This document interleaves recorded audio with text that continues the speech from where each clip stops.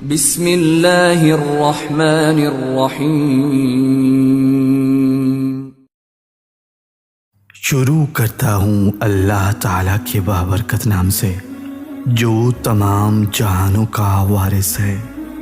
نبی کریم حضرت محمد صلی اللہ علیہ وآلہ وسلم نے فرمایا، جو شخص سونا چاندی رکھتا ہو اور اس کے پاس کثیر مقدار میں رزق ہو لیکن اس کے باوجود بھی وہ زکوٰۃ ادا نہ کرتا ہو تو قیامت کے دن وہی سونا چاندی پگھلا کر اس کی تختی بنائی جائے گی اور پھر انہیں مزید تپایا جائے گا اور پھر اس شخص کی کروٹ اور پیشانی کو بار بار داغا جائے گا۔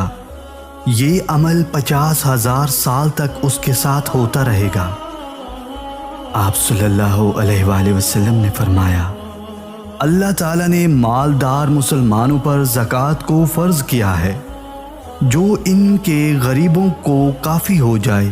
خدا کی قسم دنیا میں کوئی غریب نہ ہوتا اگر مالدار لوگ ان کا حق نہ مارتے۔ بے شک ایسے لوگوں کے لیے اللہ تعالیٰ کے پاس دردناک عذاب تیار ہے، ان کے لیے جو جمع کرتے ہیں لیکن کسی غریب کو نہیں دیتے۔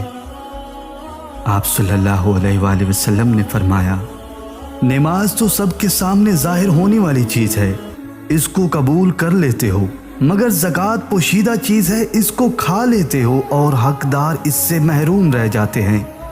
بے شک ایسے لوگ اللہ کے نزدیک بدترین منافق لوگ ہیں۔